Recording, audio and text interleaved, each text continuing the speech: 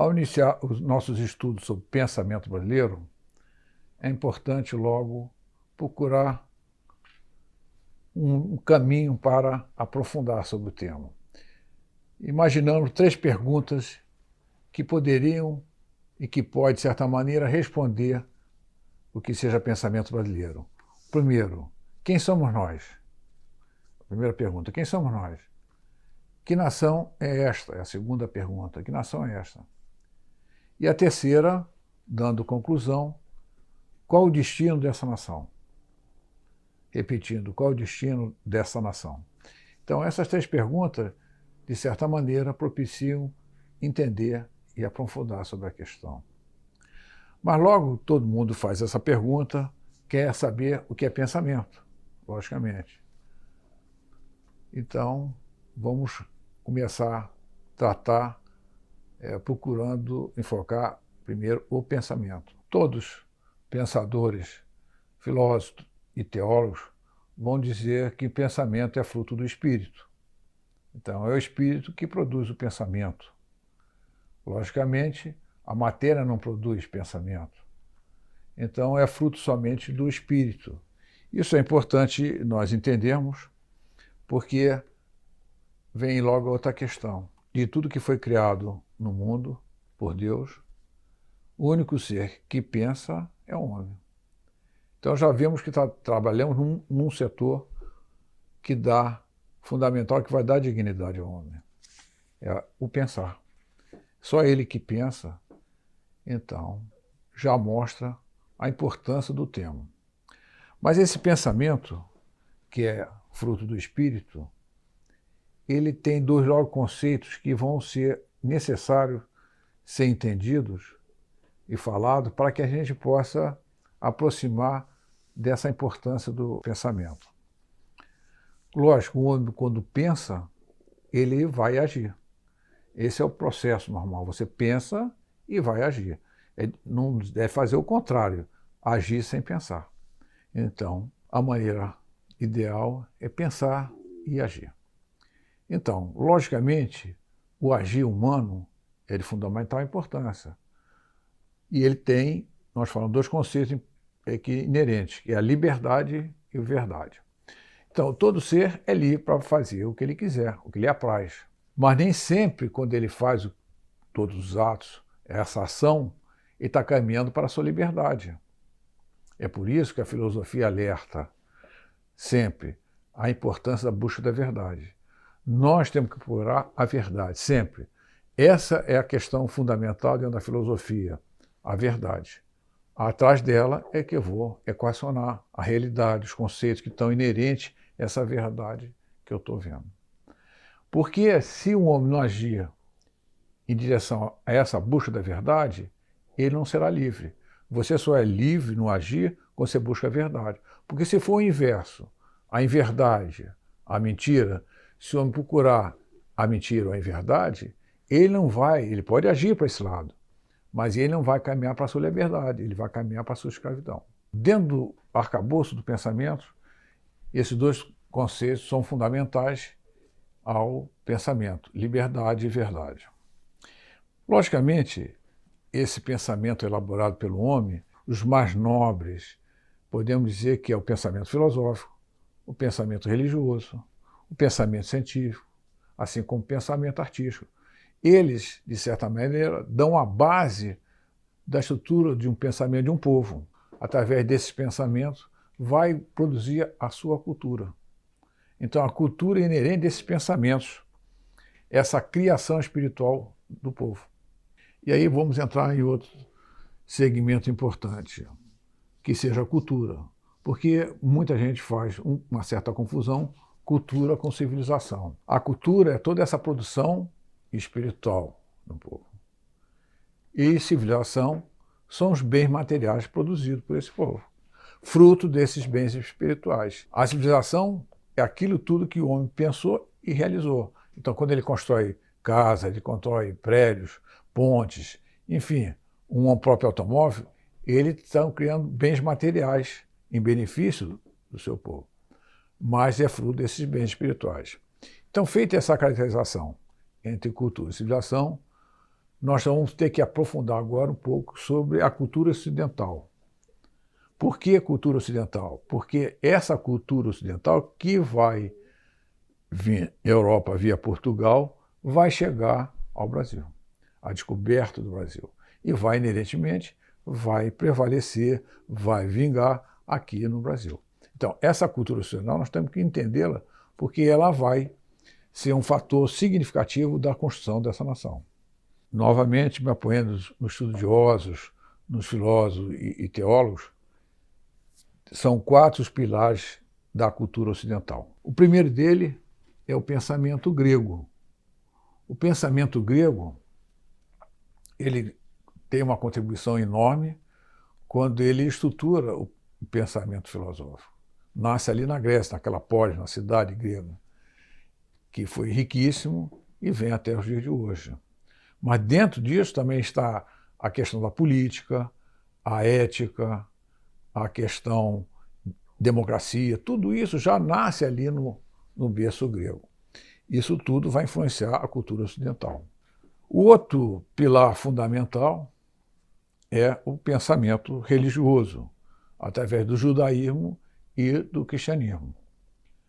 O que cada um representa? O judaísmo trouxe a conceituação de um Deus único, o monoteísmo nasce ali. Outro fator importante, significativo, quando ele vai dizer que a questão da terra, a importância da terra, do território para eles, porque Deus promete a Abraão a terra prometida, Canaã. Então vejam a importância que representa a terra para o judaísmo. Não só isso, temos o Código Mosaico, quando Moisés traz o Decálogo, e nesse Decálogo são as regras que Deus vai colocar, e são as regras morais, não matar, não roubar, que desde aquele tempo, período mosaico até hoje, penetra no nosso seio. Junto a isso vem o cristianismo, que tem a importância de trazer a questão da igualdade, quando Cristo vai falar que todos são iguais perante a Ele. Perante a Deus, todos são iguais. Isso é muito importante, porque vai mexer em muitas questões sociais. Essas riqueza que traz esse pensamento religioso para a nossa cultura. E o terceiro conceito, também de fundamental importância, é o direito. Propiciado pelo Império Romano, o direito permite o ajuste, a adequação de toda a sociedade, maneira de viver, se comportar. Então, o direito é uma estrutura base. E, mais do que isso, ele pode gerar a questão da justiça social, fundamental. Então, vejo que esses 3 estruturas de pensamento vão permitir ao 4º pilar, que é a família. A família é o 4º pilar dessa cultura ocidental. É a família que vai, se apropriando disso que foi falado, vai usar para se movimentar, para se gerir a sua vida em comum. Feito isso, para que a gente vá enflechando para a compreensão do pensamento brasileiro, nós vamos falar de outro assunto ligado à cultura ocidental, mas que é a grande revolução política que vai acontecer na Europa antes da descoberta do Brasil, antes de 1500. Um pouco antes, vão surgir o que a gente chama as nações, Estados-nações. Vão surgir exatamente nesse período que antecede o descobrimento do Brasil. A Europa tem essa grande revolução política, por quê? Porque antigamente os sistemas eram as monarquias absolutistas, eram os impérios, o mundo era gerido assim, politicamente. Mas, em determinado momento, vão surgir essas nações. E como isso surge? De que maneira? Claro que não é uma coisa tão retilínea, tão uniforme, tão premeditada. Vai surgindo de uma maneira interessante. E o primeiro deles é a questão da língua. A questão da língua é muito importante, porque naquele período a língua culta era o latim, o grego, e assim se falava na universidade, que foram criadas praticamente pela igreja. Então, esse mundo culto se falava o latim, o grego, e isso é que penetrava em todos os locais. Mas em determinado período, esse que nós estamos falando, as pessoas começam a produzir determinados documentos, principalmente os filosóficos, citando esses filósofos, e não só escreviam em latim, mas também escreviam na língua própria deles. E assim, exemplificando melhor, o Descartes, que era francês, ele vai produzir as suas coisas, ora em latim, ora em francês. O John Locke, inglês, também vai fazer da mesma maneira. Vai produzir latim e inglês. E assim os, o Kant e outros demais vão fazer dessa maneira. O que, de certa maneira, vai dar surgimento? Essa língua falada própria vai ter uma situação geográfica, vai se manifestar dentro de um perímetro geográfico onde fala essa língua. E vai delimitando, logicamente, esse território todo. Aos poucos vai se mostrando, vai unindo e separando território. E isso cria essas questões interessantes. Logicamente, também há o surgimento, essas inovações, é a preocupação não só da língua, porque a filosofia que tem um contexto universalista, que é entender o todo, para chegar ao particular, ele percebe o seguinte, esses filósofos, esses pensadores de cada local, cada nação que vai surgindo tem seus problemas naturais, são normais, específicos àquela região. E aí eles vão se aprofundar, é que vai dar surgimento essas filosofias nacionais, que mais à frente vai dar entendimento do pensamento nacional de cada nação dessa. E exemplificando novamente, puxando a França, o Descartes, que ele vai falar em francês, escrever em francês, vai criar o racionalismo, onde a razão é o primado de tudo. A razão, a partir da razão, é a senhora absoluta das questões. É o racionalismo francês. Então mostra um pensamento próprio da nação. Assim como na Inglaterra, o empirismo de John Locke, que é só pela experiência possível entender, a partir da experiência é possível entender as coisas. A teoria do conhecimento vem dali, como em Kant também, na Alemanha, o criticismo, ele vai, através do juízo de valor, que vai criar a possibilidade do entendimento do criticismo alemão. E assim, cada um vai tendo sua filosofia nacional, a sua estrutura de pensamento. Então, feito isso, logicamente, quando essas nações vão surgir, vão ter a necessidade de ter uma soberania, vai ter um estado de governo, um estado de defesa para isso. Então vai se estruturando, mas em decorrência disso que nós já falamos. Agora nós podemos entrar em outra questão importante, que vem a ser a descoberta do Brasil. Eu queria, antes de falar sobre a descoberta do Brasil, tocar num assunto importante. Os estudos do pensamento brasileiro tratam das ideias, dos pensamentos que originaram as ações. Não é do fato histórico em si, não é um estudo da história do Brasil. Não, são os pensamentos que deram o arcabouço de agir daquela maneira ou da outra maneira. Quando o Brasil vai ser descoberto, nós temos que conhecer um pouquinho mais a estrutura de pensamento de Portugal.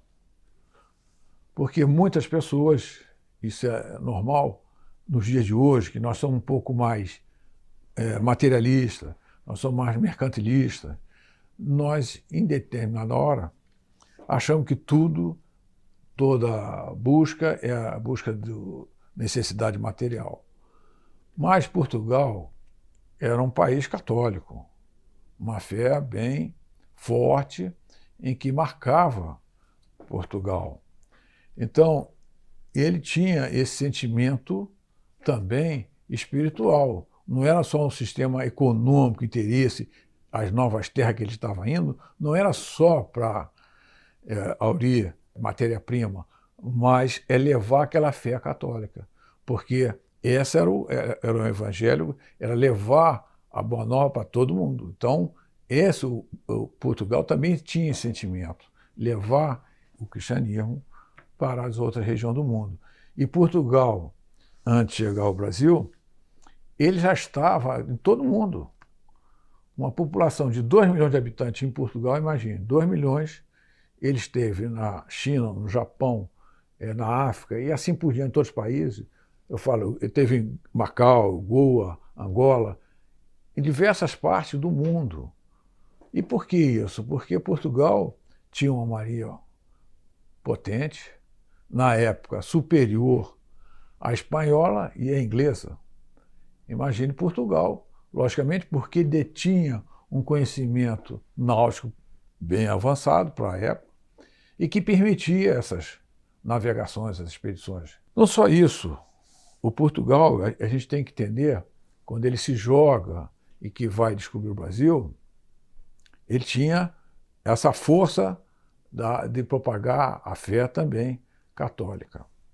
E isso daqui também, nós temos que entender que o homem é um ser de necessidade. Tem necessidades materiais e tem necessidades espirituais. E tem necessidade de se alimentar, de suprir a sua vida e, logicamente, de caminhar para a sua salvação. Essas duas questões estão no homem, não é só a busca incessante de matéria.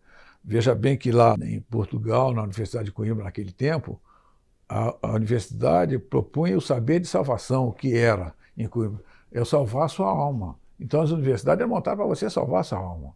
Então, é dar uma ordenação a esse caos espiritual. Então, isso tudo estava presente, o que antecede a descoberta do Brasil.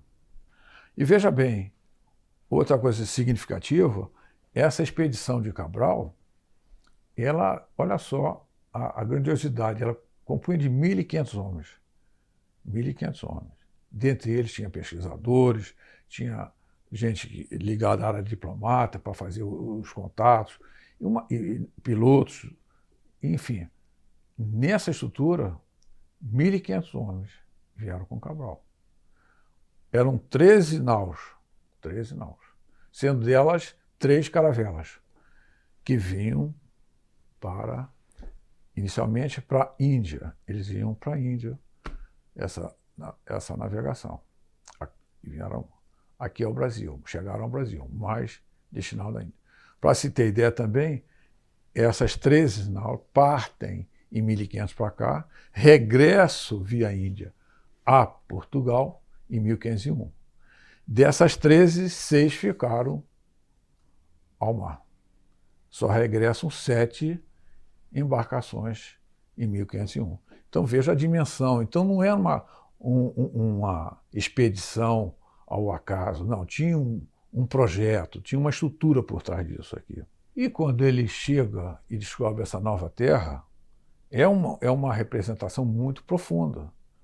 Não só pela terra nova, mas o que representava dentro do plano espiritual e dentro do plano material. E aí, ao chegar, o que eles observam em termos humanos? Eles encontram aqui os índios. Mas esses índios, que na realidade não são índios são originários da Índia. Aqui seriam servícolas, mas nós vamos continuar tratando como índios. Mas a primeira observação, eles não eram brasileiros, porque não existia Brasil. Eram índios que estavam aqui, nessa terra, mas não estava designado a Brasil ainda.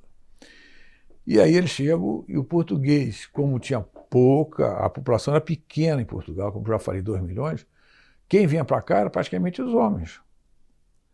Então, as expedições depois, após Cabral, quando vinha era o português sozinho.